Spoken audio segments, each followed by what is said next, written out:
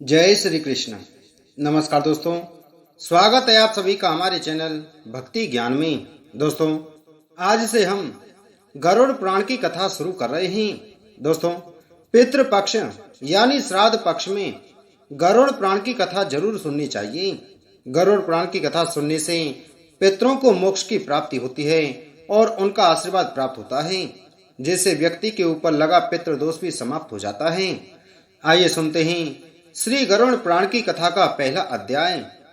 भगवान विष्णु तथा गरुड़ के संवाद में गरुड़ पुराण पापी मनुष्यों की इस लोक तथा परलोक में होने वाली दुर्गति का वर्णन, 10 गात्र के पिंडदान से यातना देह का निर्माण, धर्म की जिसका सुदृढ़ मूल है, वेद जिसका स्कंद तना है, प्राण रूपी शाखाओं से जो समृद्ध है, यज्ञ जिसका पुष्प है और मोक्ष जिसका फल है, ऐसे भगवान मधुसूदन रूपी पादप जैसे वृक्ष सबको आश्रय देता है, वैसे ही भगवान भी अपने चरणारविंद में आश्रय देकर सबकी रक्षा करते हैं। इसलिए भगवान मधुसूदन को यहाँ पादप वृक्ष की उपमा दी गई है। कल्प वृक्ष की जय हो। देव क्षेत्र नैमी सारण में स्वर्ग लोक की प्राप्ति की कामना से सौनक आदि ऋषियों ने एक बार सहस्त्र वर्ष में पूर्ण होने वाला यज्ञ प्रारंभ किया। एक समय प्रातः काल के हवन आदि कृत्यों का संपादन करके उन सभी मुनियों ने सत्कार किए गए।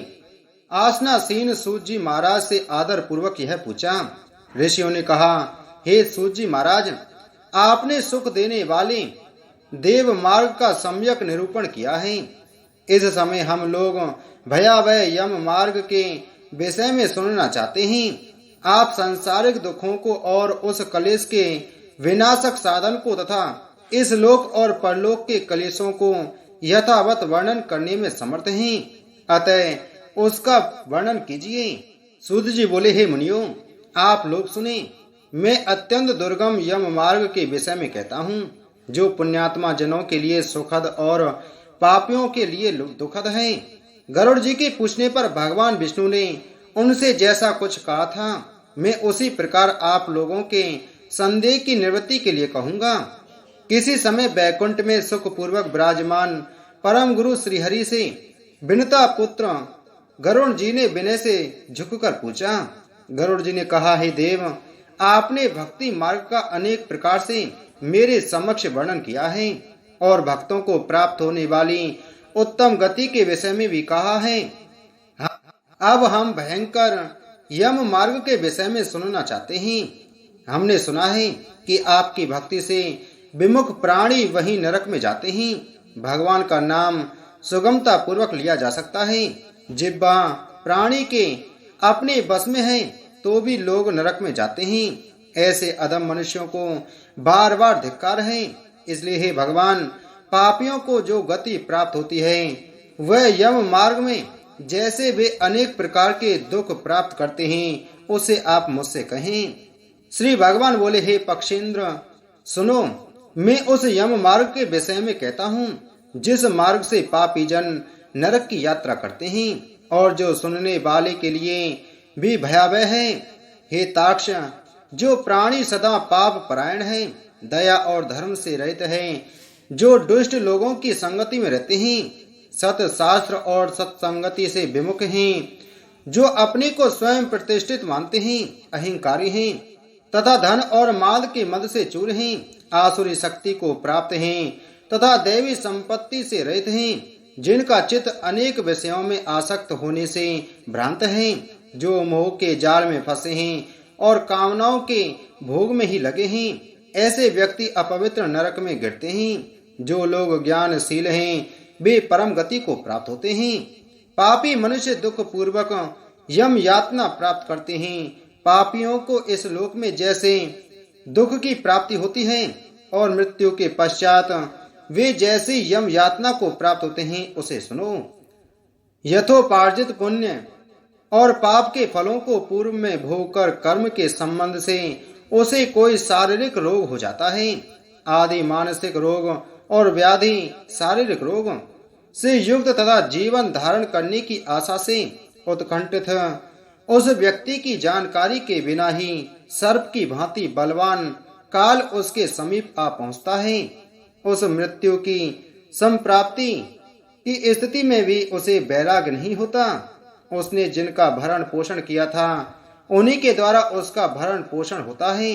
वृद्धावस्था के कारण विकृत रूप वाला और मरणाभिमुख वह व्यक्ति घर में अवमानना पूर्वक दी हुई वस्तुओं को कुत्ते की भांति खाता हुआ जीवन व्यतीत करता है। वह रोगी हो जाता है, उसे मंदाग्नि हो जाती है और उसका आहार तथा उसकी सभी चेष्टाएं कम हो जाती हैं। प्राण वायु के बाहर निकलते समय आंखें उलट जाती हैं, नाड़ियां कफ से रुक जाती हैं, उसे खांसी और श्वास लेने में प्रयत्न करना पड़ता है तथा कंठ से घोर घोर से शब्द निकलने लगते हैं। चिंता मग्न स्वजनों से घिरा हुआ तथा सोया हुआ वह व्यक्ति काल पास के वशीभूत होने के कारण बुलाने पर भी नहीं बोलता। इस प्रकार कुटुंब के भरण पोषण में ही निरंतर लगा रहने वाला अजितेंद्रिय व्यक्ति अंत में रोते बिलखते बंधु बांधवों के बीच उत्कट वेदना से संज्ञा शून्य होकर मर जाता है। हे गरुण, उस अंतिम क्षण में प्राणी को व्यापक दिव्य दृष्टि प्राप्त हो जाती है, जिससे वह लोक परलोक को एकत्र देखने लगता है। अतः चकित होकर वह कुछ भी नहीं कहना चाहता। यमदूतों के समीप आने पर भी सभी इंद्रियां विकल हो जाती हैं, चेतना जड़ीभूत हो जाती है और प्राण चलायमान हो जाते हैं। आतुर काल में प्राण वायु के अपने स्थान से चल देने पर एक क्षण भी एक कल्प के समान प्रतीत होता है और 100 बिच्छुओं के डंक मारने जैसी पीड़ा होती है। वैसी पीड़ा का उस समय उसे अनुभव होने लगता है। वह मरणासन व्यक्ति फैन उगलने लगता है और उसका मुख लार से भर जाता है।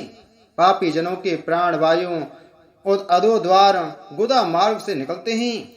उस समय दोनों हाथों में पास और दंड धारण किए नग्न दांतों को कटकटाते हुए क्रोधपूर्ण नेत्र वाले यम के 2 भयंकर दूत समीप में आते हैं। उनके केस ऊपर की ओर उठे होते हैं, वे कोए के समान काले होते हैं और टेढ़े मुख वाले होते हैं तथा उनके नख आयुध की भांति होते हैं।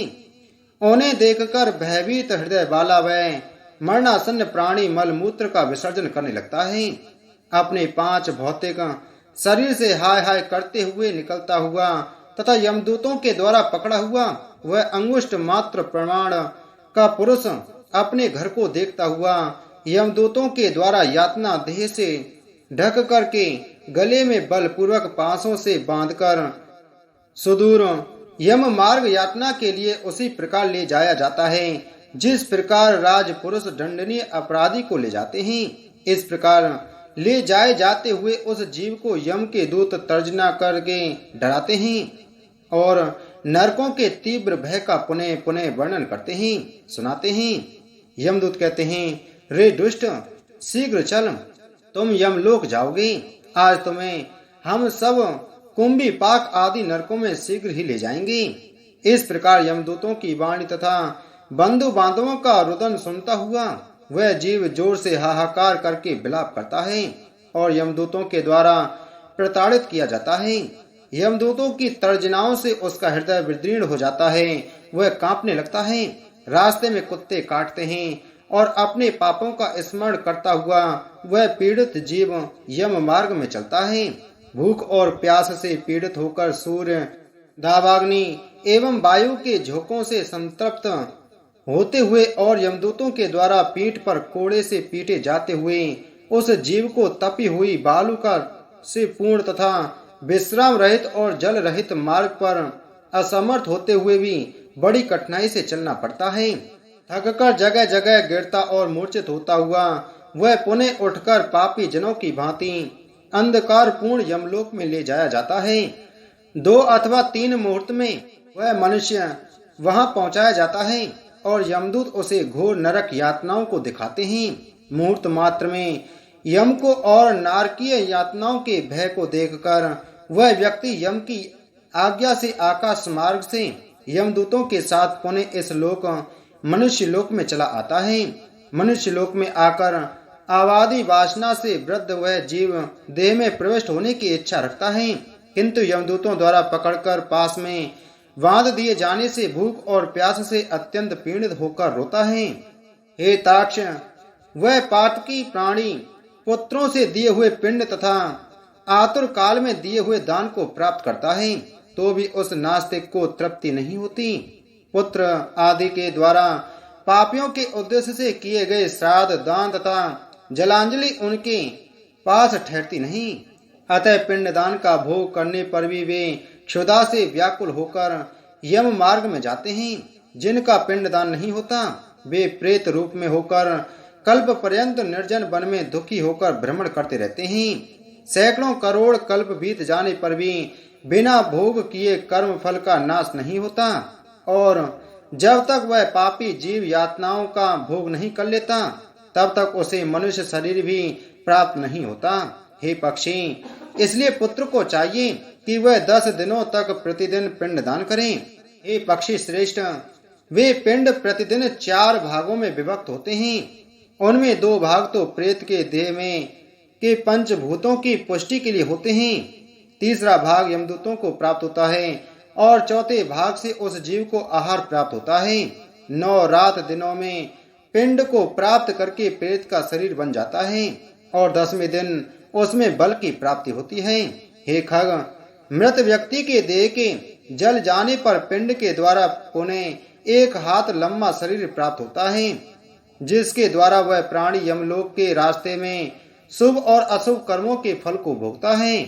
पहले दिन जो पिंड दिया जाता है उससे उसका सिर बनता है। दूसरे दिन के पिंड से ग्रीवा, गर्दन और स्कंद कंधे तथा तीसरे पिंड से हृदय बनता है। चौथे पिंड से पृष्ठभाग, पीठ, 5वें से नाभि, छठे तथा 7वें पिंड से क्रमशः कटी, कमर और गुद्वार उत्पन्न होते हैं। 8वें पिंड से उरु, जांघें और 9वें पिंड से जानु, घुटने तथा पैर बनते हैं। इस प्रकार 9 पिंडों से देह को प्राप्त करके 10वें पिंड से उसकी क्षुधा और तृष्णा, भूख प्यास ये दोनों जागृत होती हैं। इस पिंडज शरीर को प्राप्त करके भूख और प्यास से पीड़ित जीव 11वें तथा 12वें 2 दिन भोजन करता है। 13वें दिन यमदूतों के द्वारा बंदर की तरह बांधा हुआ वह प्राणी अकेला उस यम मार्ग में जाता है। हे खग, मार्ग में मिलने वाली वैतरणी को छोड़कर यमलोक के मार्ग की दूरी का प्रमाण 86,000 योजन है। वह प्रेत प्रतिदिन रात दिन में 247 योजन चलता है। मार्ग में आए हुए इन 16 पुरों नगर को पार करके पातकी व्यक्ति धर्मराज के भवन में जाता है। पहला सौम्यपुर, दूसरा सौरीपुर, तीसरा नगेंद्र भवन, चौथा गंधर्वपुर, 5वां शैलागम, 6ठा क्रौचपुर, 7वां क्रूरपुर, 8वां विचित्र भवन, 9वां बभ्यापदपुर, 10वां दुखदपुर, 11वां नाना क्रंदपुर, 12वां सुतप्त भवन, 13वां रौद्रपुर, 14वां पयोवर्षणपुर, 15वां सीताडच्यपुर तथा 16 बहुभीतिपुर को पार करके इनके आगे यमपुरी में धर्मराज का भवन स्थित है। यमराज के दूतों के पासों से बंधा हुआ पापी जीव रास्ते भर हाहाकार करता रोता हुआ अपने घर को छोड़ करके यमपुरी को जाता है। इस प्रकार गरुड़ पुराण के अंतर्गत सारोद्वार में पापियों के इस लोक तथा परलोक के दुख का निरूपण नामक पहला अध्याय पूर्ण हुआ। बोलो गरुड़ पुराण की जय। बोलो विष्णु भगवान की जय।